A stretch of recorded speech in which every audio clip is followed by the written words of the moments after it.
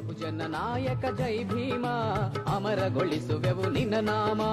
ಬಹುಜನ ನಾಯಕ ಜೈ ಭೀಮ ಅಮರಗೊಳಿಸುವೆವು ನಿನ್ನ ನಾಮ. ವಿರಾಮದ ನಂತರ ವಿಶೇಷ ಚರ್ಚಾ ಕಾರ್ಯಕ್ರಮಕ್ಕೆ ಮತ್ತೆ ಸ್ವಾಗತ.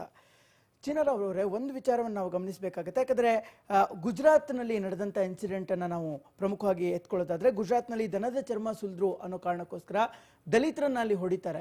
ಸೊ ತಾವು ದಲಿತರ ಪರ ಹೋರಾಟವಾಗಿ ಧ್ವನಿ ಎತ್ತಿದವರು, ದಲಿತರ ಪರವಾಗಿ. ಸೊ ಇಂತಹ ದಲಿತರ ಮೇಲೆ ಶೋಷಣೆ ನಡೀತಾ ಇದ್ರು, ಯಾಕೆ ಸುಮ್ಮನಿದ್ದೀರಾ ಅಂತ ಅರ್ಥ ಆಗ್ತಿಲ್ಲ.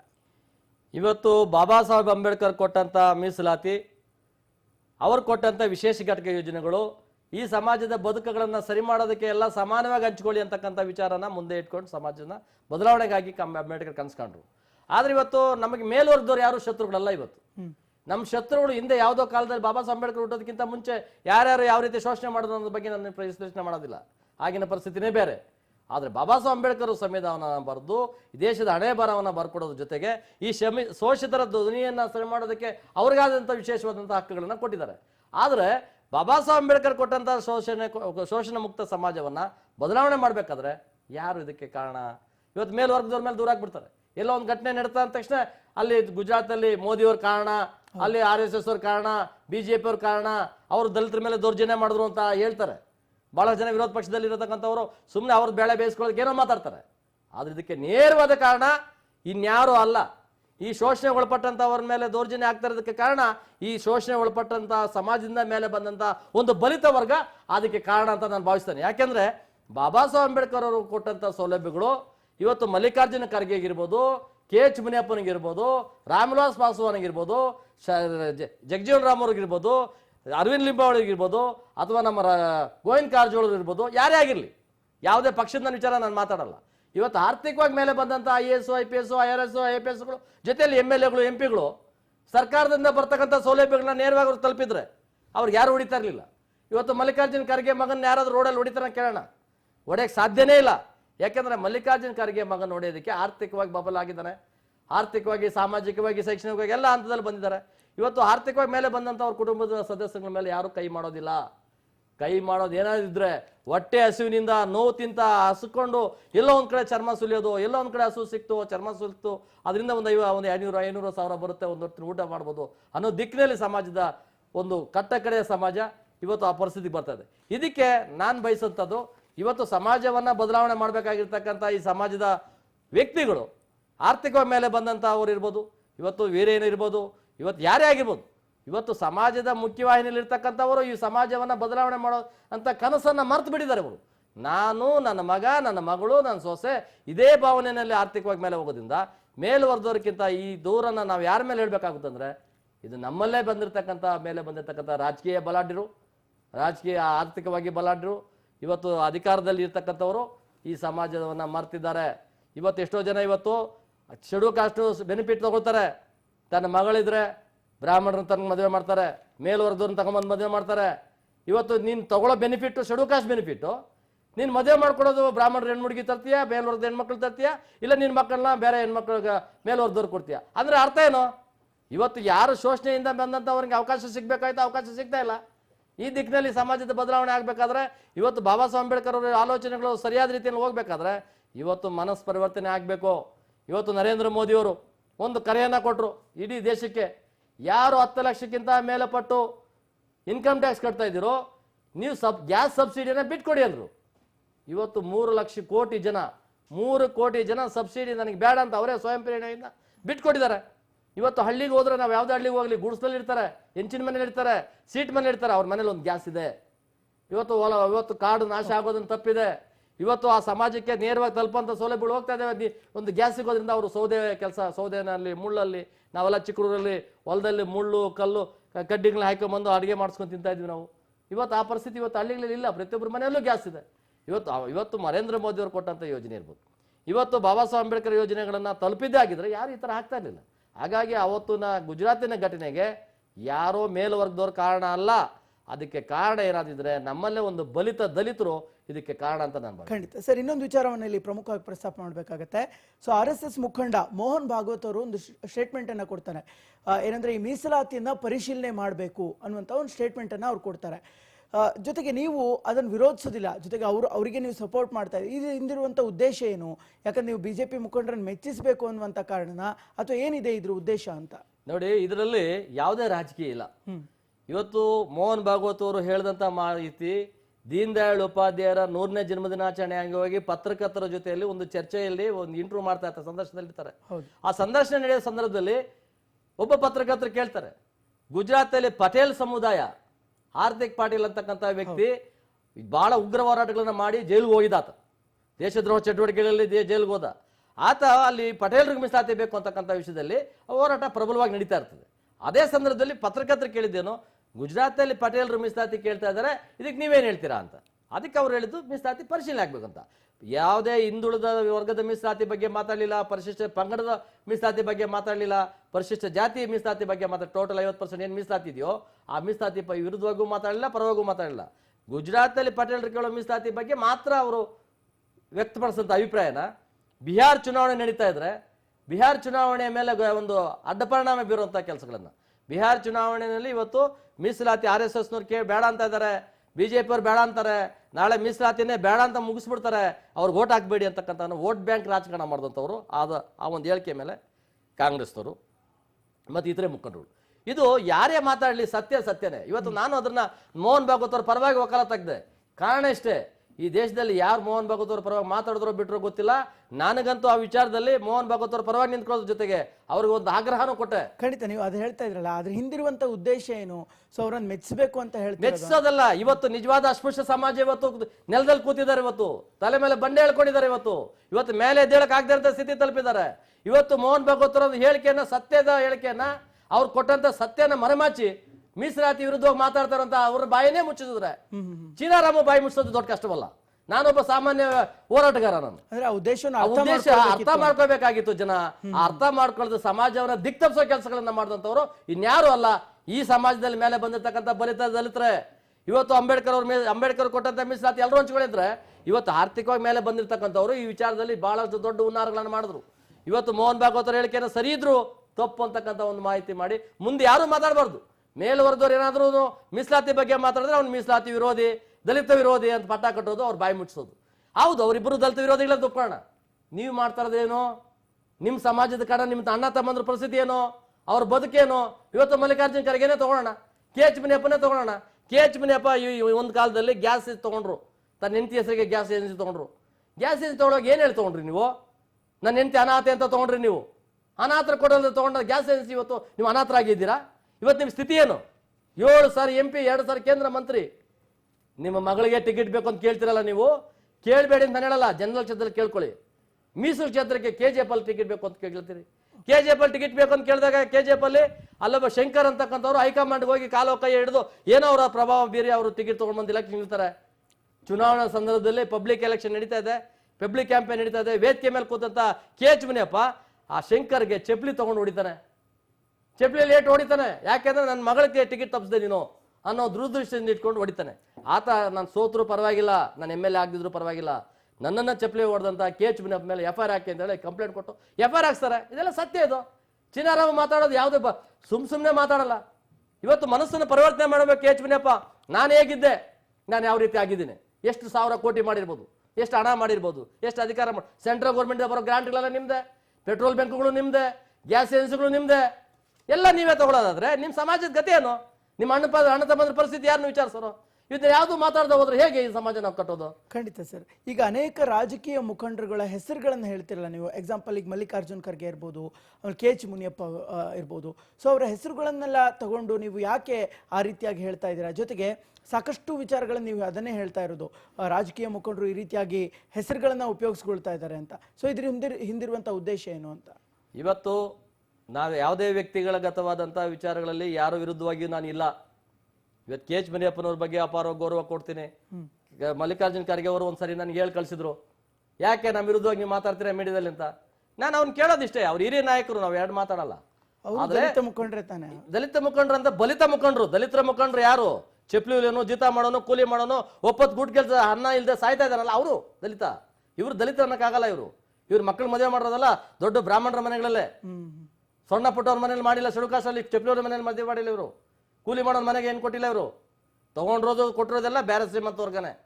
ನಾನು ತಗೊಂಡಿರೋದು ಅವ್ರ ವೈಯಕ್ತಿಕ ವಿಚಾರ ಆಗಿರ್ಬೋದು, ಆದ್ರೆ ದಲಿತರ ಹೆಂಗಾಗಕ್ಕೆ ಸಾಧ್ಯ? ಅವರು ದಲಿತರ ಕೋಟಾ ತಗೊಂಡು 8 ಸಾರಿ ನೀವು ಗುರುಮಿಟ್ಕಲ್ MLA ಆದ್ರಿ, 1 ಸಾರಿ ಚಿತ್ತಾಪುರ್ಗೆ ಹೋದ್ರಿ, ಅಲ್ಲಿ ಗೆದ್ರಿ, ಮತ್ತೆ ನೀವು ಇಲ್ಲಿ ಅಧಿಕಾರ ಕಾಂಗ್ರೆಸ್ ಅವರಿಗೆ ಬರಲಿಲ್ಲ, ಕೊನೆಗೆ MP ಎಲೆಕ್ಷನ್ ನಿಂತು ಅದು ಮೀಸಲು ಕ್ಷೇತ್ರದಲ್ಲಿ ಕೇಂದ್ರಕ್ಕೆ ಹೋಗಿ ಕಾರ್ಮಿಕ ಮಂತ್ರಿನೂ ಆಗ್ತೀರಿ. ಚಿತ್ತಾಪುರ ಬೈ ಎಲೆಕ್ಷನ್ ಬರುತ್ತೆ, ಯಾರಿಗೆ ಕೊಡ್ಬೇಕು ಟಿಕೆಟು? ನೀವು ದಲಿತ ಅಂದ್ಬಿಟ್ಟು ನೀವು ಯಾರಿಗೆ ಕೊಡ್ತೀರಾ? ನೀವು ಟಿಕೆಟು ನಿಮ್ಮ ಮಗನಿಗೆ ಕೊಡ್ತೀರಾ?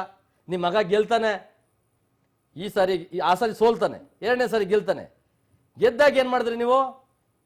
ಹಿರಿಯ ನಾಯಕನಾಗಿದ್ದಂಥ ಶ್ರೀನಿವಾಸ್ ಪ್ರಸಾದ್ ಅವ್ರಿಗೆ ಕಿಕ್ಔಟ್ ಕೊಟ್ಟು ತನ್ನ ಮಗನ ಕರ್ಕೊಂಡ್ಬಂದು ಒಂದನೇ ಸಾರಿ MLA, 1ನೇ ಸಾರಿ ಮಂತ್ರಿ, ಇನ್ಯಾರು ಸೀನಿಯರ್ಸೇ ಇರ್ಲಿಲ್ವಾ? ಅಂದ್ರೆ ಖರ್ಗೆ ಪ್ರಭಾವಿ ನಾಯಕ ಅಂದ ತಕ್ಷಣಗೆ ಆತನಿಗೆ ಹೋಗ್ಬೇಕಾ? ನಾವು ಕೇಳೋದ್ರಿಂದ ವೈಯಕ್ತಿಕವಾದ ದ್ವೇಷ ಅಲ್ಲ ಅದು.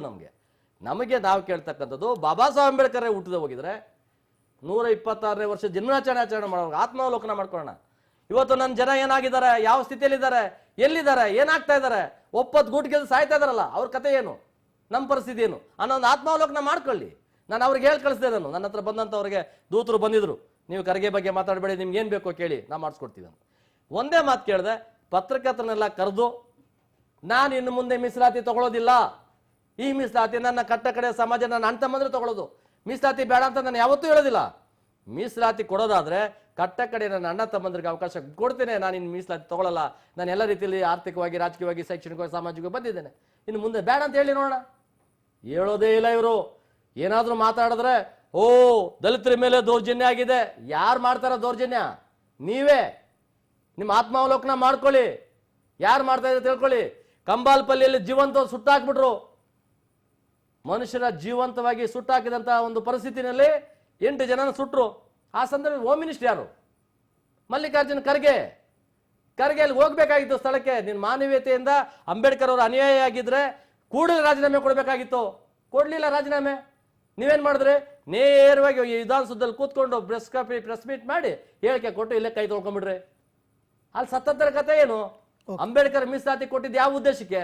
ಯಾವ ಸಂವಿಧಾನದಲ್ಲಿ ಅಳವಡಿಸಿರ್ತಕ್ಕಂಥ ಹಕ್ಕುಗಳನ್ನ ಮತ್ತು ಕರ್ತವ್ಯಗಳ ಎಲ್ಲಿ ಲೋಪ ಆಗುತ್ತೋ, ಎಲ್ಲಿ ದೌರ್ಜನ್ಯ ಆಗ್ತಾವೋ, ಈ ಸಮಾಜವನ್ನ ರಕ್ಷಣೆ ಮಾಡಿ ಅಂತೇಳಿ ವಿಧಾನಸಭೆಯಲ್ಲಿ ನೀವು ಮಾತಾಡಿ, ನೀವು ಪಾರ್ಲಿಮೆಂಟ್ ಅಲ್ಲಿ ಮಾತಾಡಿ ಅಂತೇಳಿ ಮೀಸಲು ಕ್ಷೇತ್ರಗಳನ್ನ ವಿಧಾನಸಭೆ ಮತ್ತು ಲೋಕಸಭೆ ಕೊಟ್ಟಿದ್ದು.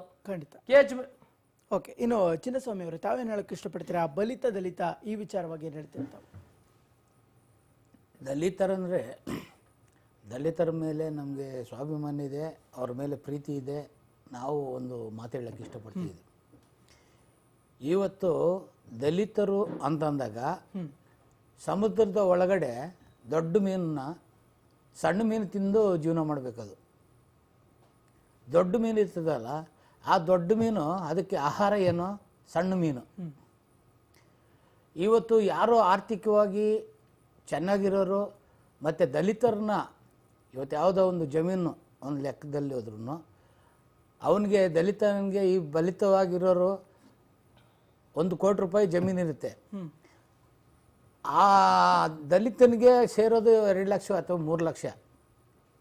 ಈ ಬಲಿತರು ಯಾರಿದ್ದಾರೆ ಅವರಿಗೆ 50 ಲಕ್ಷ 1 ಕೋಟಿ ಅವ್ರು ಮಾಡ್ಕೊತಾ ಇದ್ದಾರೆ.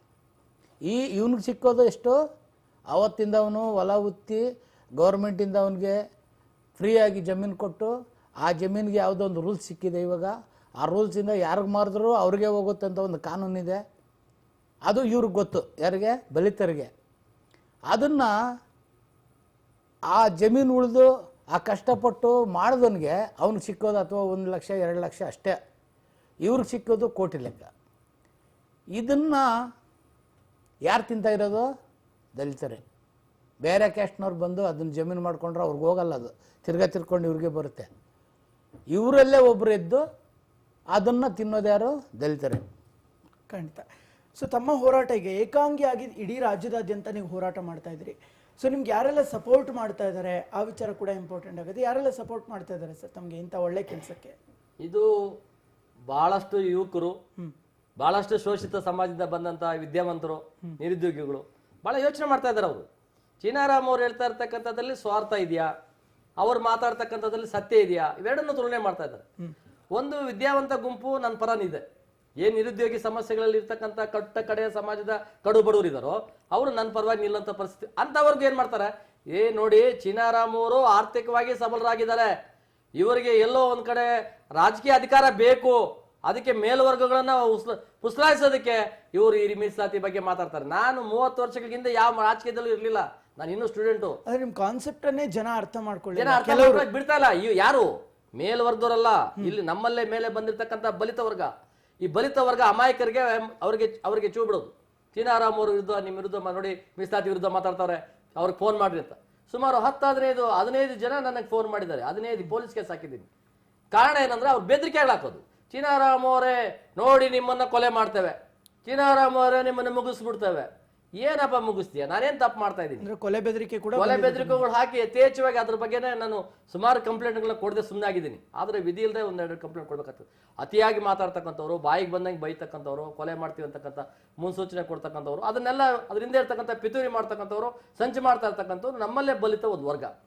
ಆ ವರ್ಗ ನಮ್ಮನ್ನ ವಿರೋಧಿಸೋದಕ್ಕೆ, ಈ ಕೆಲಸ ಮಾಡೋದಕ್ಕೆ, ನಮ್ಮನ್ನ ಬಾಯಿ ಮುಚ್ಚೋದಕ್ಕೆ ಪ್ರಯತ್ನ ಮಾಡ್ತಾರೆ. ನಾವು ಏನ್ ಶಾಶ್ವತ ಅಲ್ಲ, ನಾವು ಹುಟ್ಟಿದ್ದೇವೆ, ಸಾಯ್ತೇವೆ, ಇವತ್ತಲ್ಲ ನಾಳೆ ಸಾಯೋದ್ರ ಮಧ್ಯೆ ನಾವೇನಾದ್ರೂ ಒಂದು ಒಳ್ಳೇದು ಮಾಡ್ಬೇಕಾದ್ರೆ ಸಮಾಜದ ಬದಲಾವಣೆಗೆ ನಾವು ಪ್ರಯತ್ನ ಮಾಡ್ಬೇಕು. ಯಾರೂ ಮಾತಾಡದೆ ಹೋದ್ರೆ, ಮೇಲ್ವರ್ದವ್ರು ಯಾರಾದ್ರೂ ಒಂದು ಮಾತಾಡಿದ್ರೆ, ಮೋಹನ್ ಭಾಗವತ್ ಅವರು ಅವ್ರು ಹೇಳಿದಂತ ಸಂದರ್ಭನೇ ಬೇರೆ, ಅದನ್ನ ತಿರುಚಿ ಮಾತಾಡಿ ಇನ್ನು ಮುಂದೆ ಯಾರು ಮೀಸಲಾತಿ ವಿರುದ್ಧ ಮಾತಾಡಬಾರ್ದು, ಬಾಯಿ ಮುಚ್ಚಿಸ್ಬಿಡ್ತಾರೆ. ಹೌದು, ಇವತ್ತು 2020 ಮೀಸಲಾತಿ ಕ್ಲೋಸ್. 10 ವರ್ಷ ವಿಸ್ತರಣೆ ಆಗ್ತಾ ಬರ್ತಾ ಇದೆ. ಪ್ರತಿ ವರ್ಷ ಎಕ್ಸ್ಟೆಂಡ್ ಮಾಡ್ತಾರೆ. 10 ವರ್ಷ 2020ಗೆ ಮೊನ್ನೆ ಮನಮೋಹನ್ ಸಿಂಗ್ 10 ವರ್ಷ ಮಾಡಿದ್ರು, ಅದಕ್ಕೆ ಹಿಂದೆ ನಮ್ಮ ಅಟಲ್ ಬಿಹಾರಿ ವಾಜಪೇಯಿ 10 ವರ್ಷ ಮಾಡಿದ್ರು, ರಾಜೀವ್ ಗಾಂಧಿ 10 ವರ್ಷ ಮಾಡಿದ್ರು, ಇಂದಿರಾ ಗಾಂಧಿ 10 ವರ್ಷ ಮಾಡ್ಕೊಂಡ್ ಬಂದಿದ್ದಾರೆ. 2020 ಮೀಸಲಾತಿ ಕ್ಲೋಸ್ ಆಗ್ತದೆ. ಆದ್ರೆ ಮೋದಿ ಸರ್ಕಾರ ಇರ್ಬೋದು ಅಥವಾ ಯಾವುದೇ ಸರ್ಕಾರ ಬಂದ್ರು ನಾವು ಯಾರು ಕ್ಲೋಸ್ ಮಾಡಲ್ಲ.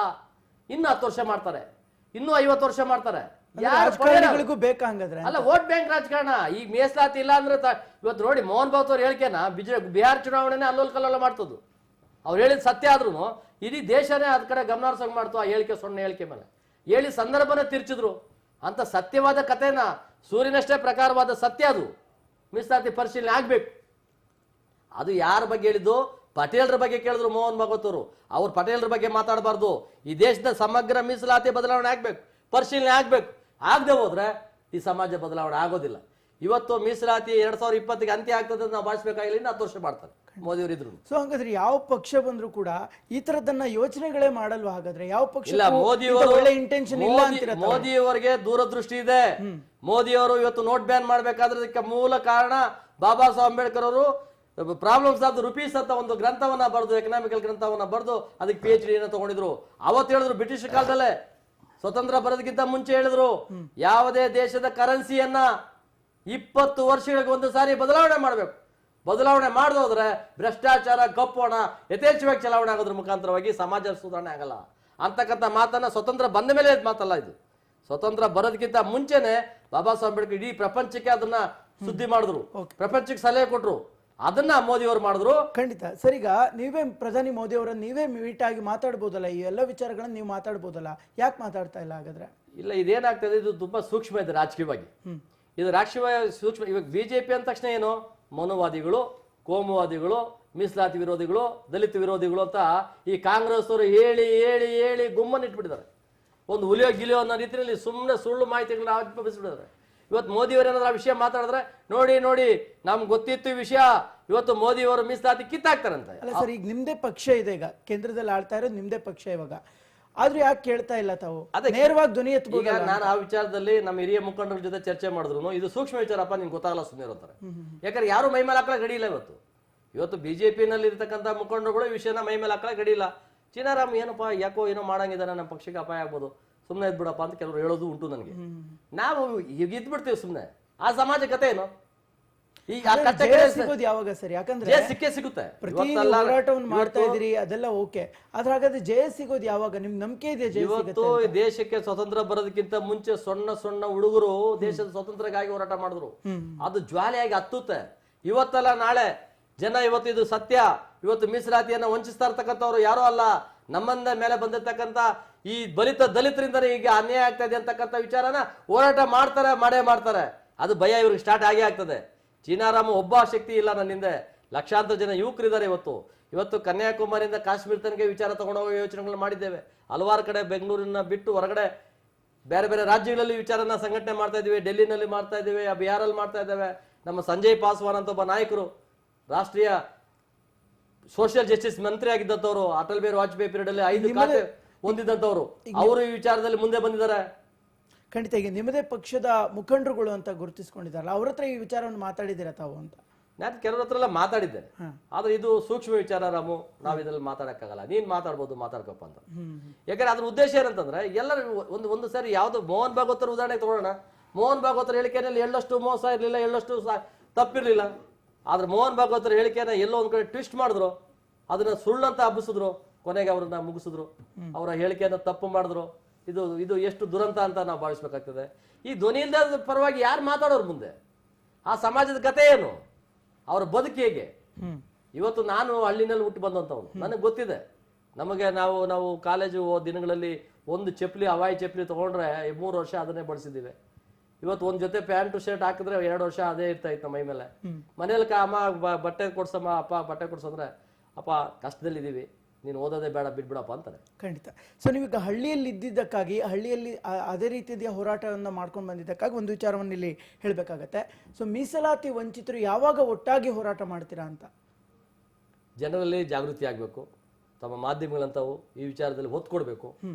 ಯಾಕಂದ್ರೆ ಸತ್ಯ ಹೇಳೋದಕ್ಕೆ ಮಾಧ್ಯಮಗಳಿಗೂ ಭಯ ಇದೆ. ಎಲ್ಲಿ ಮೀಸಲಾತಿ ಬಗ್ಗೆ ಮಾತಾಡಿದ್ರೆ ಇದು ಸೆನ್ಸಿಟಿವ್ ವಿಷಯ, ಏನಾಗುತ್ತೋ, ನಮ್ಗೆ ಆಗ್ಬೇಕಪ್ಪ, ಈ ವಿಚಾರ ಚರ್ಚೆ ಮಾಡೋದೇ ಬೇಡ ಅಂತಾರೆ. ಯಾವುದೋ ಕೆಲಸಕ್ಕೆ ಬಾರದ ವಿಷಯಗಳು ಕೆಲವು ಕಡೆ ಚರ್ಚೆಗಳಾಗ್ತಿರ್ತವೆ. ಸತ್ಯ ಮೂಲಭೂತವಾದ ಸಮಸ್ಯೆಗಳ ಬಗ್ಗೆ ಚರ್ಚೆ ಮಾಡೋದಕ್ಕೆ ಒತ್ತು ಕೊಡಬೇಕು. ಕೇಳಿ, ಅವರೇ ಬರಲಿ. ಮಲ್ಲಿಕಾರ್ಜುನ್ ಖರ್ಗೆ ನನ್ನ ಜೊತೆ ಕೂತ್ಕೊಳ್ಳಿ, KH ಮುನಿಯಪ್ಪ ನನ್ನ ಜೊತೆ ಕೂತ್ಕೊಳ್ಳಿ. ಏನು ಆರ್ಥಿಕವಾಗಿ ಬಲಾಢ್ಯರಾಗಿರ್ತಕ್ಕಂಥ ಫಲಾನುಭವಿಗಳಿದಾರೋ, ಈ ಫಲಾನುಭವಿಗಳು ನಾವು ಚರ್ಚೆ ಮಾಡೋಣ. ಚರ್ಚೆ ಮಾಡಿದಾಗ ಅವರು ಹೇಳಿ, ಮನಸ್ಸಾಕ್ಷಿಯಿಂದ ಹೇಳ್ಕೊಳ್ಳಿ, ನಾವು ಮಾಡ್ತಾರೆ ತಪ್ಪ ಸರಿ ಅಂತ ಅವ್ರು ಹೇಳಿ ಅವ್ರ ಬಾಯಿಂದಾನೆ. ಇವತ್ತು ರಾಜ್ಯದಲ್ಲಿರ್ತಕ್ಕಂಥ IAS ಇರ್ಬೋದು, ರಾಷ್ಟ್ರದಲ್ಲಿರ್ತಕ್ಕಂಥ IAS, IPS, IRS, IPS ಇರ್ಬೋದು, ಇವ್ರು ಯಾರಾದ್ರೂ ಆತ್ಮಾವಲೋಕನ ಮಾಡ್ಕೊಂಡು ತನ್ನ ಕುಟುಂಬದಸ್ಥರನ್ನ, ತಮ್ಮ ಅಣ್ತಮ್ಮದನ್ನ ತಮ್ಮ ಸ್ವಂತದವ್ರ ರೀತಿಯಲ್ಲಿ ನೋಡಿದಾರ? ಇವರು ಇವತ್ತು IAS ಮಾಡ್ಕೊಂಡಿರ್ತಾನೆ, ಅಲ್ಲಿ ಏನಾದ್ರೂ ಒಂದು ವಿಸಿಟಿಂಗ್ ಕಾರ್ಡ್ ತಗೊಂಡು ಯಾವುದೋ ಸಂಘಟನೆ ಸೇರ್ಕೊಂಡು ಹೋದ್ರೆ ಅವನ ಹತ್ರಗೆ ಸೇರ್ಸೋದಿಲ್ಲ, ಅವರು ಅವನ ಆಚೆ ಇರ್ತಾರೆ. ಅದೇ ಮೇಲ್ವರ್ಗದ ಅಧಿಕಾರಿಗಳು, ಬಾರಪ್ಪ ಏನಾಗ್ಬೇಕು ನಿನ್ಗೆ, ಈ ಕೆಲಸ ಆಗ್ಬೇಕು, ತಗೋ ಮಾಡ್ಕೊಡ್ತೀನಿ ನಾವು ಅನ್ನೋಷ್ಟು ಉದಾರತನಾದ್ರೂ ಇದೆ. ಈ ದಲಿತರಲ್ಲೇ ಬಲಿತ ಅಧಿಕಾರಿಗಳು, ಬಲಿತ ರಾಜಕಾರಣಿಗಳು ಯಾವತ್ತೂ ಸೇರಿಸಿಲ್ಲ ನಮ್ಮನ್ನ. ಇವತ್ತು ರಾಜಕೀಯವಾಗಿ ಬಂದಿರತಕ್ಕಂಥ ಅಧಿಕಾರಿಗಳು ಇವತ್ತು ವಿಶೇಷ ಘಟಕ ಯೋಜನೆಗಳನ್ನ, ಹಿಂದೆ ಕುಮಾರಸ್ವಾಮಿ ಮುಖ್ಯಮಂತ್ರಿ ಇದ್ದಾಗ ಇವರು ನಮ್ಮ ರೇವಣ್ಣವರು SCP ಘಟಕ ಯೋಜನೆಗಳನ್ನ ತಗೊಂಡೋಗಿ ರೋಡ್ಗಳಿಗೆ ಹಾಕೋರು, ಹೈವೇಗಳಿಗೆ ಹಾಕೋರು, ಡ್ಯಾಮ್ಗಳಿಗೆ ಹಾಕೋರು, ಸ್ಕೂಲ್ ಬಿಲ್ಡಿಂಗ್ ಕಟ್ಟಕ್ಕೆ ಹಾಕೋರು ದುಡ್ಡುಗಳನ್ನ. SCP ದುಡ್ಡನ್ನ ಹಾಕಕ್ಕೆ ಯಾಕ್ರಿ ಹೋಗ್ತೀರಾ, ಏನ್ರಿ ಮಾಡ್ತೀರಾ ಅಂತ ಕೇಳಿದ್ರೆ ಅವ್ರು ಹೇಳೋರು, ರೇವಣ್ಣವರು ಒಂದ್ಸರಿ ನಾನು ಕೇಳಿದಾಗ, ನಿಮ್ಮವ್ರು ಯಾರು ರಸ್ತೆನಲ್ಲಿ ಓಡಾಡೋದಿಲ್ವಾ, ಬಳಸ್ಕೊಳ್ಳಿ ಬಿಡಿ ಅವರು ರಸ್ತೆನ, ಹಂಗ ಅಂತ ಹೇಳ್ತಾರೆ. ಅಂಬೇಡ್ಕರ್ ಕೊಟ್ಟ ಮೀಸಲಾತಿ ಮತ್ತು ವಿಶೇಷ ಘಟಕ ಯೋಜನೆಗಳು, ಎಲ್ಲಿ ಕಾಲೋನಿಗಳು ದಲಿತರ ಕಾಲೋನಿ ಇದೆಯೋ ಆ ಕಾಲೋನಿ ರಸ್ತೆಗಳನ್ನ ಸರಿ ಮಾಡಬೇಕು, ಆ ಕಾಲೋನಿ ಅಭಿವೃದ್ಧಿ ಮಾಡಬೇಕು, ಮೂಲಭೂತ ಸೌಕರ್ಯ ಕೊಡಬೇಕು, ಆ ರಸ್ತೆ, ಆ ಹಳ್ಳಿ ಒಂದು ಕಾಲೋನಿಯಿಂದ ಲಿಂಕ್ ರಸ್ತೆಗಳನ್ನ ಮಾಡಿಕೊಡ್ಬೇಕು. ಅದಕ್ಕಾಗಿ ವಿಶೇಷ ಘಟಕಗಳನ್ನ ಬಳಸಬೇಕು. ನಮ್ಮ MLA ಗಳು ಕೇಳಿದ್ವಿ ನಾವು, ಏನ್ರಿ ಮಾಡ್ತಾ ಇದ್ರಿ ವಿಧಾನಸೌಧದಲ್ಲಿ, ನೀವು MLC ಗಳು ಕೇಳಿದ್ವಿ, ಅಸೆಂಬ್ಲಿ ವಿಧಾನ ಪರಿಷತ್ ಏನ್ ಮಾಡ್ತಾ ಇದ್ರಿ ಅಂತ. ಅವ್ರು ಹೇಳ್ತಾರೆ, ರೀ ನಿಮ್ಮ 18% ಓಟ್ ನಂಬ್ಕೊಂಡ್ರೆ ನಮ್ಗೆ 82% ಓಟ್ ಅವರು ಓಟ್ ಆಗದೆ ಆಗ್ಬಿಡ್ತಾರೆ, ನಾವು ನಿಮ್ಮ ಜೊತೆ ಯಾಕೆ ಮಾತಾಡ್ಬೇಕು, ನಮ್ಗೆ 82% ಓಟ್ ಮುಖ್ಯ, ನೀವು ಓಟ್ ಹಾಕ್ಬೇಡ ಹೋಗ್ರಿ. ಅರೆ ಬಾಬಾ ಸಾಹೇಬ್ ಅಂಬೇಡ್ಕರ್ ಕೊಟ್ಟಿ ಯೋಚನೆಗಳು ಇದಕ್ಕೇನ ನಿಮ್ಗೆ? ಖಂಡಿತ. ಓಕೆ, ಚಿನ್ನಸ್ವಾಮಿ ಅವರೇ, ತಮಗೊಂದು ಕ್ವಶನ್ ಏನಂದ್ರೆ, ಈಗ ಪ್ರಮುಖವಾಗಿ ಒಗ್ಗಟ್ಟಾಗಬೇಕು ಅಂತ ಎಲ್ಲರೂ ಕೂಡ ಹೇಳ್ತಾರೆ. ಸೊ ಒಗ್ಗಟ್ಟಾಗೋದು ಯಾವಾಗ ಅಂತ? ಒಗ್ಗಟ್ಟು ಈ ಮಧ್ಯದಲ್ಲಿ ಒಗ್ಗಟ್ಟಾಗಕ್ಕೆ ಸಾಧ್ಯ ಇಲ್ಲ. ಯಾಕಂತಂದರೆ ಜನರಲ್ಲಿ ಅವ್ರ ಕಾಲ ಮೇಲೆ ಅವ್ರು ನಿಂತ್ಕೊಳ್ಳೋ ಬುದ್ಧಿ ಬರಬೇಕು, ಅವರು ಯೋಚನೆ ಮಾಡೋ ಕೆಪಾಸಿಟಿ ಬರಬೇಕು. ಮತ್ತು ನಾವು ಏನು ಮಾಡ್ತಾ ಇದ್ದೀವಿ, ಸಮಾಜದಲ್ಲಿ ಹುಟ್ಟಿದ್ದೀವಿ, ಈ ಸಮಾಜಕ್ಕೆ ನಾವು ಏನು ಮಾಡ್ತಾ ಇದ್ದೀವಿ, ಈ ಸಮಾಜದಲ್ಲಿ ಹುಟ್ಟಿದ್ದ ಒಂದು ಮನುಷ್ಯ ಅವರು ಕೆಳಗಡೆಯಿಂದನೇ ಮೇಲೆ ಬಂದಿರ್ತಾರೆ.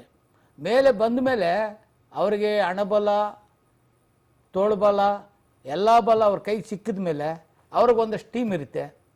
ಬಟ್ ಇನ್ನೊಬ್ಬ ಬಡವ ಕೂಲಿ ಮಾಡೋನೋಗಿ ಅವ್ರ ಹತ್ರ ಯಾವುದೋ ಒಂದು ಇದಕ್ಕೆ ವಿಷಯಕ್ಕೆ ಹೋದಾಗ ಅವರು ಬೆದರಿಸಿದ್ರೆ ಇವರು ಅವ್ರ ಹತ್ರ ಎದುರಿಗೆ ನಿಂತ್ಕೊಂಡು ಮಾತಾಡೋ ಕೆಪಾಸಿಟಿ ಇರಲ್ಲ. ಮತ್ತು ಯಾವುದೋ ಒಂದು ಗೌರ್ಮೆಂಟಿಂದ ಒಂದು ಸ್ಯಾಂಕ್ಷನ್ ಬಂತು, ಅದನ್ನು ಆ ಬಲ ಇಟ್ಟಿಗರು ಯಾರು ಇರ್ತಾರೆ, ಅವ್ರಿಗೆ ಯಾರು ಬೇಕಾದ್ರೆ ಪಾಡು ಅಥವಾ ಆ ರೋಡ್ ಕೆಲಸ ಅಲ್ಲಿಗೆ ಹೋಗುತ್ತೆ. ಇನ್ನೊಬ್ಬ ದಲಿತ ಹೋಗಿ ಕೇಳಿದ್ರೆ ನಮ್ಮ ರಾಮಣ್ಣವ್ರು ಹೇಳ್ದಂಗೆ ಅದನ್ನ ತಗೊಳ್ಳೋ ಕೆಪಾಸಿಟಿ ಇವನ್ಗೆ, ಲೋ ಕಾಸ್ಟ್ ಇರೋನ್ಗೆ ಬರಲ್ಲ. ಈ ದಲಿತರು ಯಾವಾಗ ಅವ್ರಿಗೆ ಎಲ್ಲ ಆರ್ಥಿಕವಾಗಿ ಯಾರ್ಯಾರು ಚೆನ್ನಾಗಿರ್ತಾರೆ ಅವರಲ್ಲಿ ಇವು ಗೌರ್ಮೆಂಟಿಂದ ಬರೋ ನೇರವಾಗಿ ದುಡ್ಡು ಈ ದಲಿತನಿಗೆ ಸೇರಲ್ಲ. ಅದು ಯಾರಿಗೂ ಹೋಗುತ್ತೆ? ಬಟ್ ಅನುಕೂಲವಾಗಿರೋರಿಗೆ ಅಥವಾ ಅವ್ರ ಜೊತೆಯಲ್ಲಿ ಹೋರಾಡೋಕ್ಕೆ ಅವರು ಯಾವುದೋ ಒಂದು ಸಂಘಟನೆಯಲ್ಲಿ ಇದ್ದರೆ ಅದನ್ನ ಹೇಳ್ಕೊಂಡು ಅಲ್ಲಿ ಹೋದರೆ ಅವ್ರು ಆ ಥರ ಸೇರಿಸಲ್ಲ. ಅವರು ರಾಜಕೀಯವಾಗಿ ಯಾರಿರ್ತಾರೆ, ಅವ್ರ ಫಾಲೋವರ್ಸ್ ಯಾರಿರ್ತಾರೆ, ಅವನು ಸ್ವಲ್ಪ ಚೆನ್ನಾಗಿರೋನಿಗೆ ತಿರ್ಗಾ ಹೋಗಿ ಅದು ಸೇರುತ್ತೆ.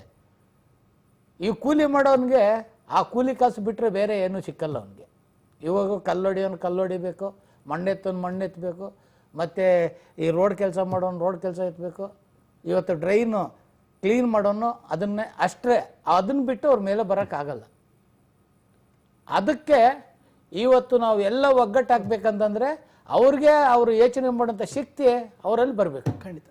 ಚಿನ್ನಾರಾವ್ ಅವರೇ, ಇಲ್ಲಿ ಇನ್ನೊಂದು ವಿಚಾರವನ್ನು ಗಮನಿಸಬೇಕು. ಯಾಕಂದರೆ ನಿಮ್ಮದೇ ಒಂದು ಸಂಘಟನೆ ಇದೆ. ಸೊ ನೀವೇ ಪ್ರತಿಯೊಂದು ಗ್ರಾಮಗಳಿಗೂ ತೆರಳಿ, ರಾಜ್ಯದ ಪ್ರತಿಯೊಂದು ಮೂಲೆ ಮೂಲೆಗೂ ತೆರಳಿ, ಸೊ ನೀವೇ ಪ್ರಚಾರ ಕಾರ್ಯವನ್ನು ಮಾಡೋದು, ಜೊತೆಗೆ ಒಗ್ಗೂಡಿಸುವಂಥ ಕೆಲಸವನ್ನು ನೀವು ಮಾಡ್ಬೋದಲ್ವಾ ಅಂತ. ಅಲ್ಲ, ಈಗಾಗಲೇ ನಾವು ರಾಜ್ಯಾದ್ಯಂತ ಮತ್ತು ರಾಷ್ಟ್ರ ಮಟ್ಟದಲ್ಲಿ ಈ ಸಂಘಟನೆ ನಾವು ಬೆಳೆಸಿದ್ದೀವಿ. ಅಂದರೆ ಬೇರೆ ರೋಲ್ ಕಾಲ್ ಸಂಘಟನೆಗಳು ಹೊಟ್ಟೆಪಾಡಿಗಾಗಿ ಜೀವನ ಮಾಡೋಂಥ ಸಂಘಟನೆ ರೀತಿಯಲ್ಲಿ ನಾವು ಬೆಳೀತಾ ಇಲ್ಲ. ನಾವು ಏನಾದರೂ ನೇರವಾಗಿ ಮಾತಾಡ್ತಕ್ಕಂಥದ್ದು, ಸತ್ಯ ತಿಳಿಸ್ಕೊಡ್ತಕ್ಕಂಥದ್ದು, ಸರ್ಕಾರದಲ್ಲಿ ಇರ್ತಕ್ಕಂಥ ಯೋಜನೆಗಳು ಯಾವ ರೀತಿ ಸಮಾಜವನ್ನು ಬದಲಾಯಿಸಬೇಕು, ಆ ಕಟ್ಟಕಡೆಯ ಸಮಾಜ ಸರ್ಕಾರದಲ್ಲಿ ಉದ್ಯೋಗ ಸಿಗುತ್ತೆ ಅಂತ ಕಾಯಕ್ಕಾಗಲ್ಲ. ಇವತ್ತು ವಾಣಿಜ್ಯ ಕ್ಷೇತ್ರಗಳಿದ್ದಾವೆ, ಆರ್ಥಿಕವಾಗಿ ಅಭಿವೃದ್ಧಿ ಆಗ್ತಕ್ಕಂಥ ವಿಶೇಷ ಘಟಕ ಯೋಜನೆಗಳಿದ್ದಾವೆ. ಆ ಯೋಜನೆಗಳು ಯಾವ ರೀತಿ ತಲುಪಬೇಕು ಅಂತಕ್ಕಂಥದ್ದು ಒಂದು ದೊಡ್ಡ ಅವೇರ್ನೆಸ್ ಕ್ಯಾಂಪ್ಗಳನ್ನ ನಾವು ಮಾಡ್ತೇವೆ. ಪ್ರತಿ ಊರಲ್ಲಿ ಯುವಕರನ್ನ ನಾವು ಸಂಘಟಿಸ್ತಾ ಹೋಗ್ತಾ ಇದ್ದೇವೆ. ಪ್ರತಿ ಹಳ್ಳಿನಲ್ಲಿ ಈ ಸಮಾಜವನ್ನು ಬದಲಾವಣೆ ಮಾಡೋ ದಿಕ್ಕಿನಲ್ಲಿ ನಮ್ಮ ಪ್ರಯತ್ನ ಮಾಡ್ತಾ ಇದ್ದೀವಿ. ಆ ಪ್ರಯತ್ನ ಮಾಡ್ತಾ ಇರ್ತಕ್ಕಂಥ ಸಂದರ್ಭದಲ್ಲಿ ನಾವು ಹೆಚ್ಚಿನದಾಗಿ ಒತ್ತು ಕೊಡತಕ್ಕಂಥ ಕೆಲಸಗಳನ್ನ ಮಾಡ್ಕೊಂಡು ಹೋಗ್ತಾ ಇದ್ದೀವಿ. ಇದಕ್ಕೆ ಸಮಾಜದ ಮೇಲ್ವರ್ಗದ ಸಮಾಜನೂ ಇದಕ್ಕೆ ಸರಿ ನೀವು ಮಾಡ್ತಾ ಇರೋದು ಮಾಡಿ, ನಾವು ನಿಮ್ಮ ಜೊತೆಗಿದ್ದೇವೆ. ಯಾವುದೋ ಒಂದು ಕಾಲದಲ್ಲಿ ನಾವು ನಿಮ್ಮ ಮೇಲೆ ಶೋಷಣೆ ಮಾಡಿರ್ಬೋದು, ಇವತ್ತು ನಾವು ನಿಮ್ಮ ಪರ ಇದ್ದೇವೆ ಅಂತಾರೆ. ಆದರೆ ದಲಿತರಲ್ಲೇ ದಲಿತರು ಯಾವತ್ತೂ ನಾವು ಪರ ಇದ್ದೀವಿ ಅಂತ ಮಾತಾಡೋದೇ ಇಲ್ಲ. ಒಂದು ಗ್ರಾಮ ಪಂಚಾಯತಿ ಮೆಂಬರ್ ಒಬ್ಬ ಮೀಸಲು ಕ್ಷೇತ್ರದಲ್ಲಿ ಆದವನು ಆ ಗ್ರಾಮ ಪಂಚಾಯತಿಯಿಂದ ನಾನು ಮೀಸಲು ಕ್ಷೇತ್ರ ಗೆದ್ದಿದ್ದೀನಿ, ಆ ಸಮಾಜಕ್ಕೆ ನಾನು ಮಾಡ್ಬೇಕು, ಅವನು ಮಾಡಲ್ಲ. ತಾಲೂಕು ಪಂಚಾಯತಿ ಗೆದ್ದಂಥವನು ಮಾಡಲ್ಲ, ಜಿಲ್ಲಾ ಪಂಚಾಯತ್ ಗೆದ್ದಂಥ ಎಲ್ಲೋ ಅಪರೂಪಕ್ಕೆ ಕೆಲವರು ಆ ಸಮಾಜವನ್ನು ಕೈ ಹಿಡಿಯಂಥ ಕೆಲಸ ಮಾಡ್ತಾರೆ. ಆದರೆ ಇವತ್ತು MLAಗಳು MP ಗಳಾಗ್ತಕ್ಕಂಥವ್ರು ಪಾರ್ಲಿಮೆಂಟಲ್ಲಿ ಆರಾಮಾಗಿ ತಿಂತಾ ಕೂತಿದ್ದಾರೆ. ಇವತ್ತು ಆರಾಮಾಗಿ MLAಗಳು MLCಗಳು ಇವತ್ತು ಜೀವನ ಮಾಡ್ತಾ ಇದ್ದಾರೆ. ಈ ಸಮಾಜದ ಪರವಾಗಿ ಮಾತಾಡ್ತಾರೆ. ನಾನು ಬೆಳಗ್ಗೆಯಿಂದ ಒಂದು 4-5 ಕಾರ್ಯಕ್ರಮದಲ್ಲಿ ಭಾಗವಹಿಸಿದೆ. ದೊಡ್ಡ ಕಾರ್ಯಕ್ರಮ, ಯಡಿಯೂರಪ್ಪನವರು ಭಾಗವಹಿಸ, ಇವತ್ತು ಅನಂತ್ ಕುಮಾರ್ ಎಲ್ಲ ಒಟ್ಟಿಗೆ ನಾವು ಒಂದು ಭಾಷಣದಲ್ಲಿ ಮಾತಾಡ್ತಾ ಇದ್ವಿ. ಕೆಲವು ನಾಯಕರು ಮಾತಾಡುವಾಗ ಹೇಳೋದು, ಅಯ್ಯೋ ದಲಿತರ ಮೇಲೆ ಅನ್ಯಾಯ ಆಗ್ತಾ ಇದೆ, ದೌರ್ಜನ್ಯ ಆಗ್ತಾ ಇದೆ, ಇವತ್ತು ಸರ್ಕಾರದಲ್ಲಿ ಹಿಂಗೆ ಮಾಡ್ತಾ ಇದೆ, ಕಾಂಗ್ರೆಸ್ನವ್ರು ಹಂಗೆ ಮಾಡಿಬಿಟ್ರು, BJP ಅವ್ರು ಹಿಂಗೆ ಮಾಡಿದ್ರು, ಇವೆಲ್ಲ ಮಾತಾಡ್ತಕ್ಕಂಥದ್ದು ಡೊಳ್ಳು ಬೋಗಸ್. ಯಾರು ಮಾತಾಡೋದು? ಇದು ಈ ದಲಿತರಲ್ಲೇ ಒಂದು ಒಂದು ಆರ್ಥಿಕವಾಗಿ ಮೇಲೆ ಬಂದಿರತಕ್ಕಂಥವ್ರು, ರಾಜಕೀಯ ಮೇಲೆ ಬಂದಿರತಕ್ಕಂಥವ್ರು ಸುಳ್ಳು ಕಥೆಗಳು ಹೇಳೋದು, ಕತೆ ಕಟ್ಟಿ ಜನಗಳನ್ನ ಮರಳು ಮಾಡೋದು. ಸತ್ಯ ಮಾತಾಡ್ರಿ ನೀವು, ಯಾಕೆ ಸುಳ್ಳು ಹೇಳ್ತೀರಾ? ಬಾಬಾ ಸಾಹೇಬ್ ಅಂಬೇಡ್ಕರ್ ಕೊಟ್ಟಂತ ಸೌಲಭ್ಯಗಳು ಎಲ್ಲಿ ಹೋಗ್ತಾ ಇದ್ದಾವೆ? ಯಾರು ತಿಂತಾ ಇದ್ದೀರಾ? ಎಲ್ಲ ಯೋಜನೆಗಳು ನೀವು ನಿಮ್ಮನೆ ಬೇನಾಮಿ. ಬೇರೆ ಕತೆ ಏನು? ಅವ್ರ ಬದುಕೇನು? ಯಾವಾಗ ಸರಿ ಮಾಡ್ತೀರಾ ನೀವು? ಈ ವಿಚಾರನ ಪ್ರಸ್ತಾಪ ಮಾಡೋದಿಲ್ಲ, ಹೇಳೋದಿಲ್ಲ. ಅದಕ್ಕಾಗಿ ನಾವು ಆಗಿಂದಾಗೆ ನಿಷ್ಠುರಾದರೂ ಚಿಂತೆ ಇಲ್ಲ, ಸಮಾಜ ನಮ್ಮನ್ನ ಎಷ್ಟೇ ಬಹಿಷ್ಕರಿಸೋದು ಚಿಂತೆ ಇಲ್ಲ. ಆದರೆ ಕಟ್ಟೆ ಕಡೆಯ ಸಮಾಜದ ನೋವನ್ನು ಬದಲಾಯಿಸ್ತಕ್ಕಂಥ ಕೆಲಸವನ್ನು ಬಾಬಾ ಸಾಹೇಬ್ ಅಂಬೇಡ್ಕರ್ ಕೊಟ್ಟಂಥ ಯೋಜನೆಗಳನ್ನ ತಲುಪಿಸೋಂಥ ಕೆಲಸಗಳನ್ನ ಮಾಡೋದೇ ಹೋದರೆ ನಮ್ಮ ಆತ್ಮಸಾಕ್ಷಿಗೆ ನಾವು ವಿರೋಧ ಮಾಡ್ದಂಗಾಗ್ತದೆ. ಆ ಸಮಾಜದ ಬದುಕನ್ನು ಸರಿ ಮಾಡೋದಕ್ಕೆ ಸಾಧ್ಯವಾಗದೆ ಆಗ್ತದೆ. ಆ ದಿಕ್ಕಿನಲ್ಲಿ ನಾವು ಯೋಚನೆಗಳನ್ನು ಮಾಡಬೇಕಾಗ್ತದೆ. ಅಂಬೇಡ್ಕರ್ ಆಶಯಗಳು ಈಡೇರಬೇಕಾದ್ರೆ ಇವತ್ತು ಅಂಬೇಡ್ಕರ್ ಅವರು ಅವರ ಕೊನೆಯ ಉಸಿರಿನ ಸಂದರ್ಭದಲ್ಲಿ ಅವರ ಜೋಬಲ್ಲಿ ಇದ್ದಿದ್ದೆ 380 ರೂಪಾಯಿ. ಕೊನೆಗೆ ಅವರು 380 ರೂಪಾಯಿ ತೊಗೊಂಡು ಭಾರತೀಯ ಯೋಜನೆ ತೊಗೊಂಡು ಡೆಲ್ಲಿಯಿಂದ ಬಾಂಬೆ ತರಕ್ಕಾಗ್ತಾ ಇರಲಿಲ್ಲ. ಅವು ವಿಶೇಷ ವಿಮಾನದ ಒಂದು ವ್ಯವಸ್ಥೆ ಮಾಡಿ ಅಂತ ಜಗಜೀವನ್ ರಾಮ್ ಅವರು ಕೇಂದ್ರ ವಿಮಾನಯಾನ ಖಾತೆ ಮಂತ್ರಿ ಆಗಿರ್ತಾರೆ, ಅವರು ಮೀಸಲು ಕ್ಷೇತ್ರದಲ್ಲೇ ಬಂದು ಗೆದ್ದಿರ್ತಾರೆ. ಕೇಳಿದ್ರೆ ನಾನು ಸಾಲ ಕೊಡಲ್ಲ, ಉಚಿತ ಕೊಡಲ್ಲ ಅಂತಕ್ಕಂಥ ಒಂದು ಮಾತನ್ನ ಹೇಳ್ತಾರೆ. ಸರ್ಕಾರ ಆವಾಗ ನೆಹರು ಸರ್ಕಾರ ಇತ್ತು, ಪ್ರಧಾನಮಂತ್ರಿ ಆಗಿದ್ರು, ಅವರು ವಿಶೇಷವಾದಂಥ ಗೌರವ ಕೊಡಬೇಕಾಗಿತ್ತು. ಸಂವಿಧಾನ ಬರೆದಂಥವ್ರು, ದೇಶದ ಹಣೆ ಬರಹವನ್ನು ಬರೆದಂಥವ್ರು. ಅಂಬೇಡ್ಕರ್ ಅವರು ಗೌರವ ಕೊಡಲೇ ಇಲ್ಲ. ಅವರು ಕೊನೆಗೆ ಅವರು ಭಾರತೀಯ ವಿಷಯ ತರಬೇಕಾದ್ರೆ ಅವ್ರ ಅನುಯಾಯಿಗಳು ಹೋಗಿ ಅವ್ರು ರಿಕ್ವೆಸ್ಟ್ ಮಾಡಿಕೊಂಡು ನಾವು ಬಾಂಬೆನಲ್ಲಿ ಅರೇಂಜ್ ಮಾಡ್ತೇವೆ, ನೀವು ಕಳಿಸ್ಕೊಡಿ ಅಂತಕ್ಕಂಥ ಮಾತನ್ನು ಹೇಳಿ 5,000 ರೂಪಾಯಿಗೆ ಒಂದು ಕಾರನ್ನು ಮಾರಿ ದುಡ್ಡು ಕಟ್ಟಿ ಮಾಡ್ಕೊತಾರೆ. ನಾನು ಯಾಕೆ ಹೇಳ್ತೀನಿ ಅಂತಂದರೆ, ಅಂಬೇಡ್ಕರ್ ವಿಚಾರಗಳು ಯಾವತ್ತೂ ಶಾಶ್ವತವಾಗಿ ಉಳ್ಕೊಂಡಿದ್ದಾರೆ. ಇವತ್ತು ಏನಾದರೂ ಶೋಷಣೆಗೆ ಒಳಪಟ್ಟಂಥ ಸಮಾಜದ ಪರವಾಗಿ ಧ್ವನಿ ಎದ್ದಂಥವ್ರು ಆ ದಿಕ್ಕಿನಲ್ಲಿ ಅವ್ರು ಉಳಿದಿದ್ದಾರೆ. ಇವತ್ತು ಎಷ್ಟೋ ಜನ ನಮ್ಮವರಲ್ಲಿ ಭಾಳ ದೊಡ್ಡ ಶ್ರೀಮಂತರಾಗಿ ಮೇಲೆ ಹೋಗಿ ಸತ್ತು ಸುಣ್ಣ ಆಗಿದ್ದಾರೆ. ಅವ್ರು ನೆನಪು ಮಾಡ್ಕೊಳ್ಳೋರು ಯಾರೂ ಇಲ್ಲ. ಅದಕ್ಕಾಗಿ ನಾವು ಆತ್ಮಾವಲೋಕನ ಮಾಡ್ಕೋಬೇಕು. ಒಬ್ಬ ಜಿಲ್ಲಾ ಪಂಚಾಯತಿ ಮೆಂಬರ್ ಆಗು, ನೀನು MLA ಆಗು, MP ಆಗು, ಅಥವಾ ತಾಲೂಕು ಪಂಚಾಯತ್ ಮೆಂಬರ್ ಆಗು, ಆ ಸಮಾಜದಿಂದ ಗೆದ್ದು ಬಂದಿದ್ಯಪ್ಪ, ಆ ಸಮಾಜದ ಹೆಸರಿನಲ್ಲಿ ನೀನು ಗೆದ್ದು ಬಂದಿದ್ಯಾ, ಬಾಬಾ ಸಾಹೇಬ್ ಅಂಬೇಡ್ಕರ್ ಕೊಡುಗೆಯಲ್ಲಿ ಗೆದ್ದು ಬಂದಿದ್ಯಾ. ನೀನು ಯಾಕೆ ಅವ ಸಮಾಜನ ಮೈ ಮರಿತೀಯ, ಅವ ಸಮಾಜನ ದೂರ ತಳ್ತೀಯ ಅಂತಕ್ಕಂಥ ವಿಚಾರಗಳನ್ನು ನಾವು ನೆನಪು ಮಾಡ್ಕೊಳ್ಬೇಕಾದ್ದು ನಮ್ಮ ಅನಿವಾರ್ಯತೆ. ಖಂಡಿತ ಅನೇಕ ದಲಿತ ಸಂಘಟನೆಗಳು ಹುಟ್ಕೊಂಡಿದೆ, ರಾಜ್ಯದಲ್ಲಿ ಸಾಕಷ್ಟು ಇದೆ ದಲಿತ ಸಂಘಟನೆಗಳು ಅಂತ ಗುರುತಿಸಿಕೊಂಡು. ಆದರೆ ನಿಮ್ಮದು ಒಂದು ರೀತಿಯಲ್ಲಿ ವಿಶೇಷವಾದಂಥ ಸಂಘಟನೆ ಅಂತ ತಾವೇ ಹೇಳಿದ್ದೀರಾ.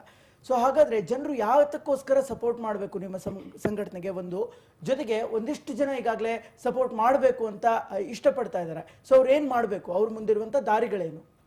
ಇವತ್ತು ಹಲವಾರು ಸಂಘಟನೆಗಳಾಗಿದ್ದಾವೆ, ನಾನು ಅವ್ರನ್ನ ದೂಷಿಸಲ್ಲ. ಹೊಟ್ಟೆ ಹಸಿವು, ಉದ್ಯೋಗ ಸಿಗಲ್ಲ, ಏನೋ ಒಂದು ಸಂಘಟನೆ ಲೇಬಲ್ ಹಾಕ್ಕೊಂಡು ತಾಲೂಕು ಆಫೀಸು, ಜಿಲ್ಲಾ ಪಂಚಾಯತಿ, ಆ ಪೊಲೀಸ್ ಸ್ಟೇಷನ್ಗಳು, ಸಮಾಜದ ಅಧಿಕಾರಿಗಳ ಹತ್ರ ಹೋಗಿ ಏನೋ ಒಂದಷ್ಟು ಕಾಸು ಮಾಡ್ಕೋಬೋದು, ಏನೋ ಒಂದಷ್ಟು ಬೆದರಿಸ್ಬೋದು, ತಿನ್ಬೋದು ಅಂತಕ್ಕಂಥ ವಿಚಾರ. ಇದಕ್ಕೆ ಯಾರು ಕಾರಣ? ಬಾಬಾ ಸಾಹೇಬ್ ಅಂಬೇಡ್ಕರ್ ಕೊಟ್ಟ ಯೋಜನೆಗಳನ್ನ ನೇರವಾಗಿ ತಲುಪಿಸೋಂಥ ಕೆಲಸ ಯಾಕೆ ಈ MLAಗಳು MP ಗಳು ಮಾಡಲಿಲ್ಲ? ಈ IAS IPS ಮಾಡ್ಕೊಂಡು ರಿಸರ್ವೇಷನ್ ಕೊಟ್ಟದಲ್ಲಿ ಬಂದಂಥವ್ರು ಯಾಕೆ ಮಾಡಲ್ಲ?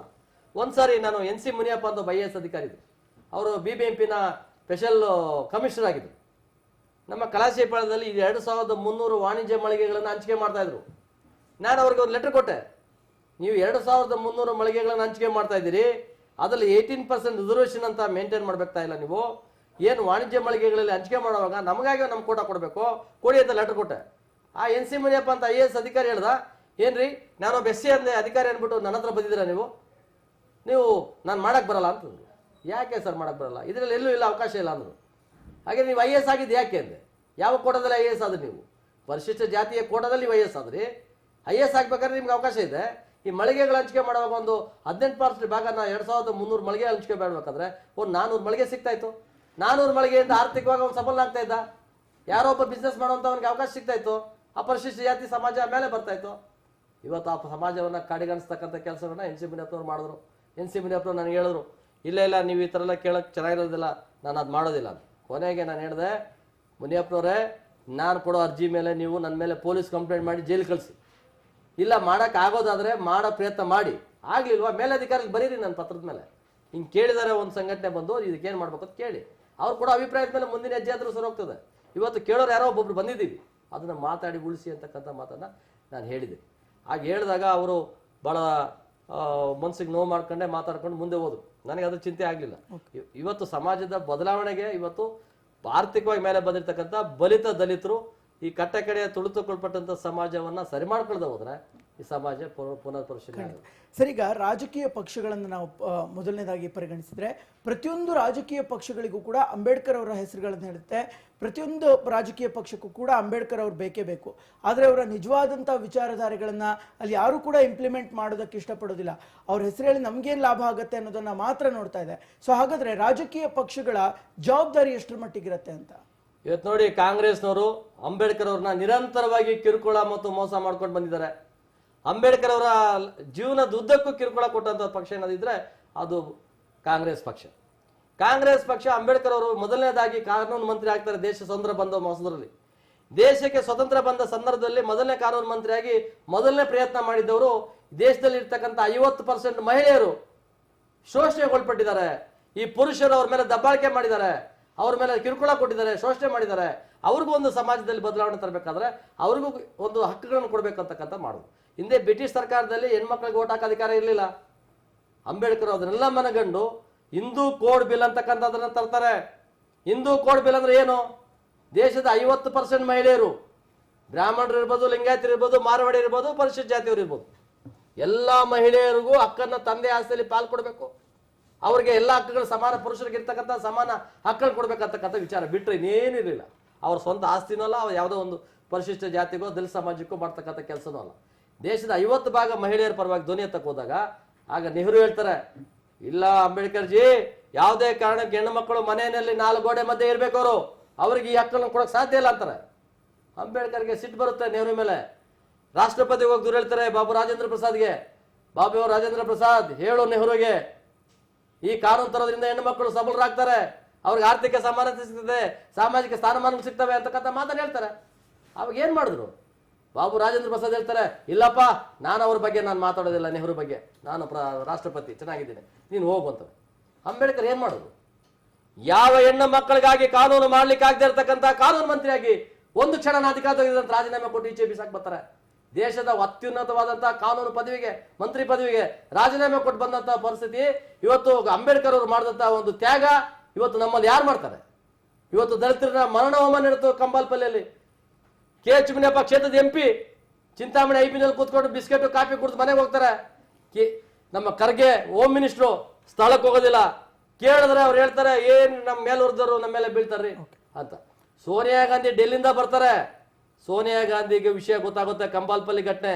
ಸೋನಿಯಾ ಗಾಂಧಿ ಅಲ್ಲಿ ಬಂದಾಗ ಅವ್ರು ಸೇರಿಗಿಡ್ಕೊಂಡು ಹೋಗ್ತಾರೆ. ಇವರು ಇಬ್ರು ನಾಯಕರುಗಳು, ಎಡಗಡೆ ಒಬ್ರು ಬಲಗಡೆ ಒಬ್ರು ಸೇರಿಗಿಡ್ಕೊಂಡು ಹೋಗ್ತಾರೆ. ಇವ್ರಿಗೆ ನಾಚಿಕೆ ಆಗೋದಿಲ್ವ? ಇವ್ರಿಗೆ ಈ ಸಮಾಜ ಬದಲಾವಣೆ ದಿಕ್ಕು ಇವ್ರಿಗೆ ಬಂದಿಲ್ವ? ಇವ್ರಿಗೆ ಅಂಬೇಡ್ಕರ್ ಕೊಟ್ಟ ಮೀಸಲಾತಿ ಪಡ್ಕೊಳ್ಳಿಲ್ವಾ ನೀವು? ಯಾಕೆ ಆ ಸಮಾಜ ಮರಿತಾ ಇದ್ರೆ ನೀವು? ನೆನಪು ಮಾಡ್ಕೊಳ್ಳಿ, ನೀವು ನಿಮ್ಮ ಪರಿಸ್ಥಿತಿ ಹೇಗಿತ್ತು, ರಾಜಕೀಯವಾಗಿ ಅಧಿಕಾರ ಬರಕ್ ಮುಂಚೆ ಹೇಗಿದ್ರಿ, ಇವಾಗ ಏನಾಗಿದ್ರಿ, ಯಾಕೆ ಈ ರೀತಿ ಆಡ್ತೀರಿ ಅಂತಕ್ಕಂಥ ಪ್ರಶ್ನೆಗಳನ್ನ ಮಾಡ್ಬೇಕು. ಸರಿ, ಹಾಗಾದ್ರೆ ನಿಮ್ಮ ಮುಂದಿನ ಹೋರಾಟದ ಹಾದಿ ಯಾವ ರೀತಿ ಆಗಿರುತ್ತೆ? ಕೊನೆಯದಾಗಿ ಏನ್ ಹೇಳ್ತೀರಾ ಸರ್? ಇವತ್ತು ದೇಶದಲ್ಲಿ ಶೋಷಣೆಗೊಳ್ಪಟ್ಟಿರ್ತಕ್ಕಂಥ ಯುವಕರು ಕಷ್ಟಪಟ್ಟು ಡಿಗ್ರಿ ಮಾಡ್ತಾರೆ, MA ಮಾಡ್ತಾರೆ, PhD ಮಾಡ್ತಾರೆ, ಉದ್ಯೋಗ ಸಿಗಲ್ಲ, ಕೂಲಿ ಮಾಡಕ್ಕಾಗಲ್ಲ. ಇವತ್ತು ಅವ್ರ ಮನೆಗಳಲ್ಲಿ ತಾಯಿ ತಂದೆ ಹೇಳ್ತಾರೆ, ಮಗನೇ ಯಾವುದೇ ಕಾರಣಕ್ಕೂ ನಮ್ಮೂರಲ್ಲಿ ನೀನು ಕೂಲಿ ಮಾಡಬಾರ್ದು, ಜೀತ ಮಾಡಬಾರ್ದು. ನಾವು ಕೂಲಿ ಮಾಡಿ ಜೀತ ಮಾಡಿ ನೀನು ಓದಿಸಿದ್ದೇವೆ, ನೀನು ನನ್ನ ಮುಂದೆ ಕೂಲಿ ಮಾಡಕ್ ಹೋದ್ರೆ ನಂಗೆ ನೋವಾಗುತ್ತಪ್ಪ ಅಂತಾರೆ. ವಿಧಿ ಇಲ್ಲದೆ ಅವರು ಈ ಕಡೆ ಮದುವೆಗಳಾಗ್ತವೆ, ಈ ಕಡೆ ಮಕ್ಕಳಾಗ್ತವೆ, ಈ ಕಡೆ ಉದ್ಯೋಗ ಇಲ್ಲ. ಕೊನೆಗೆ ಅವ್ರ ಪರಿಸ್ಥಿತಿ ಚಿಂತಾಜನಕ ಆಗ್ತಾ ಇದೆ. ಅದಕ್ಕೆ ಯುವಕರು ಎಚ್ಚೆತ್ಕೊಳ್ಳಿ. ಎಲ್ಲೆಲ್ಲಿ ಸಮಾಜದಿಂದ ಮೇಲೆ ಬಂದಿರ್ತಕ್ಕಂಥ ಆರ್ಥಿಕವಾಗಿ ಮೇಲೆ ಬಂದವರು ಮೇಲ್ವರ್ದವ್ರು ನಮ್ಮ ಶತ್ರುಗಳಲ್ಲ. ನಮ್ಮ ಶತ್ರುಗಳು ಏನಾದಿದ್ರೆ ನಮ್ಮಲ್ಲೇ ಮೇಲೆ ಬಂದಿರ್ತಕ್ಕಂಥ ಕೆಲವೇ ಕುಟುಂಬಗಳು ನಮ್ಮ ಆಸ್ತಿಯನ್ನ, ನಮ್ಮ ಸರ್ಕಾರದ ಯೋಜನೆಗಳನ್ನ ಪಡ್ಕೊಳ್ಳೋದ್ರ ಮುಖಾಂತರವಾಗಿ ನಮ್ಮನ್ನ ಬಲಿ ಕೊಡ್ತಾ ಇದಾರೆ. ಅವ್ರನ್ನ ನಾವು ಎಚ್ಚರಿಕೆ ಕೊಡಬೇಕು. ಚೀನಾ ನಮ್ಮ ಒಬ್ಬ ಧ್ವನಿ ಆಗ್ಬಾರ್ದು. ಇಡೀ ದೇಶದಲ್ಲಿ ಏನ್ ಶೋಷಣೆಗೊಳಪಟ್ಟಿರ್ತಕ್ಕಂಥವ್ರು ಜಾಗೃತಿ ಆಗ್ಬೇಕು. ಎಲ್ಲರೂ ಅವರು ಈ ವಿಚಾರದಲ್ಲಿ ಚರ್ಚೆ ಮಾಡಬೇಕು. ಆ ಮುಖಾಂತರವಾಗಿ ಸಮಾಜದ ಬದಲಾವಣೆಗೆ ಅವಕಾಶ ಮಾಡ್ಕೊಳ್ಬೇಕು. ಜಯ ಸಿಗ್ಲಿ ಅಂತ ನಮ್ದು ಕೂಡ ಆಶಯ. ಸರ್, ಈಗ ಚಿನ್ನಸ್ವಾಮಿ ಅವರು ಕೊನೆಯದಾಗಿ ಏನ್ ಹೇಳ್ತಾರೆ? ಕೊನೆಯದಾಗಿ ನಂದೇನಂತಂದರೆ, ಇವಾಗ ಯಾವುದೋ ಒಂದು ಸಂಘಟನೆ ಮಾಡಿಕೊಂಡು ನಮ್ಮ ದಲಿತರಲ್ಲಿ ಒಂದು 4 ಜನ ಹುಡುಗರನ್ನ ಮಾಡಿಕೊಂಡು ಅಲ್ಲಿ ಇಲ್ಲಿ ಕಾಸು ವಸೂಲು ಮಾಡೋಂಥ ಸಂಘಟನೆಗಳು ಭಾಳ ಇದೆ. ಒಂದು ಸಂಘಟನೆ ಮಾಡ್ಕೋಬೇಕಂತಂದರೆ ನಮ್ಮ ಜನಕ್ಕೆ, ನಮ್ಮ ಏನು ಕಷ್ಟ ಕಾಲದಲ್ಲಿದ್ದಾರೆ, ಯಾವ ಕಷ್ಟದಲ್ಲಿದ್ದಾರೆ ಅವ್ರನ್ನ ಸೇಫ್ ಮಾಡೋದಕ್ಕೆ ಒಂದು ಸಂಘಟನೆ ಮಾಡೋದು. ಈ ಸಂಘಟನೆ ಹೆಸರಲ್ಲಿ ಸುಮಾರು ಜನ ಸುಲಿಗೆ ಮಾಡೋಂಥ ಸಂಘಟನೆಗಳು ಬೇಜಾನಿದೆ. ನಮ್ಮ ಕರ್ನಾಟಕದಲ್ಲಿದೆ, ಬೇರೆ ಕಡೆನೂ ಇದೆ, ಎಲ್ಲ ಕಡೆನೂ ಇದೆ. ಇವತ್ತು ಆರ್ಥಿಕವಾಗಿ ಚೆನ್ನಾಗಿ ಬಂದಿರೋರೇ ಆ ಕೆಲಸ ಮಾಡ್ತಾ ಇರೋರು. ಆರ್ಥಿಕವಾಗಿ ಬಂದಿರೋರು ನೀವು ಬೇರೆ ಇವತ್ತು ಸಂಘಟನೆ ಮಾಡಬೇಕಂತಂದರೆ ಒಂದು ನ್ಯಾಯ, ಒಂದು ನೀತಿ, ಒಂದು ಧರ್ಮ ಅಂತ ಇರಬೇಕು ಆ ಸಂಘಟನೆಗೆ. ಎಲ್ಲಿ ಕಾಸು ವಸೂಲು ಮಾಡಬಾರ್ದು. ಇವಾಗ ಭವ್ಯ ಕ್ಷೇಮಾಭಿವೃದ್ಧಿ ಸೇವಾ ಸಂಘದ ರಾಜ್ಯಾಧ್ಯಕ್ಷರಾಗಿದ್ದೀನಿ. ನಮ್ಮ ಸಂಘಟಕರು ಎಲ್ಲೇ ಆಗಲಿ ಯಾವುದೇ ಕಾರ್ಯಕ್ರಮ ಮಾಡಿದ್ರೂ ನಮ್ಮದು ಕಡಿಮೆ ರೇಟಲ್ಲಿ, ಕಡಿಮೆ ಬಜೆಟಲ್ಲಿ ನಮ್ಗೆ ಎಷ್ಟಾಗುತ್ತೋ ಅಷ್ಟೇ ಹಾಕ್ಕೊಂಡು ನಮ್ಮ ಕೈಯಿಂದ ಮಾಡ್ತೀವಿ. ಮಾಡಿಲ್ಲ ಅಂತಂದರೆ ನಾವು ಮಾಡಲ್ಲ. ಅಂಥದನ್ನು ಕೆಲವರು ನಿಮ್ಮ ಇವಾಗ ನಾವು ಏನು ನೀವು TV ಮತ್ತು ಪೇಪರ್ನವರು ಮತ್ತು ಅಂಥವೆಲ್ಲ ಸ್ವಲ್ಪ ಖಂಡಿಸಬೇಕು ಅವ್ರನ್ನ. ಖಂಡಿತ. ಓಕೆ, ಇಬ್ಬರಿಗೂ ಕೂಡ ಧನ್ಯವಾದಗಳು. ಸಾಕಷ್ಟು ವಿಚಾರಗಳನ್ನು ಹಂಚಿಕೊಂಡಿದ್ದೀರಾ. ನಿಮ್ಮ ಹೋರಾಟಕ್ಕೂ ಕೂಡ ಜಯ ಸಿಗಲಿ ಅನ್ನೋದು ನಮ್ಮದು ಕೂಡ ಆಶಯವಾಗಿದೆ. ಇಬ್ಬರಿಗೂ ಕೂಡ ಧನ್ಯವಾದಗಳು ಸರ್. ನಮಸ್ಕಾರ. ನೋಡಿದ್ರಲ್ಲ ವೀಕ್ಷಕರೇ, ಇದುವೇ ಹೊತ್ತಿನ ವಿಶೇಷ ಚರ್ಚಾ ಕಾರ್ಯಕ್ರಮ. ಚಾನಲ್ ಚೇಂಜ್ ಮಾಡದೆ ನೋಡ್ತಾ ಇರಿ ರಾಜ್ ನ್ಯೂಸ್. ಜೈ ಭೀಮ, ಅಮರಗೊಳಿಸುವೆವು ನಿನ್ನ ನಾಮ. ಬಹುಜನ ನಾಯಕ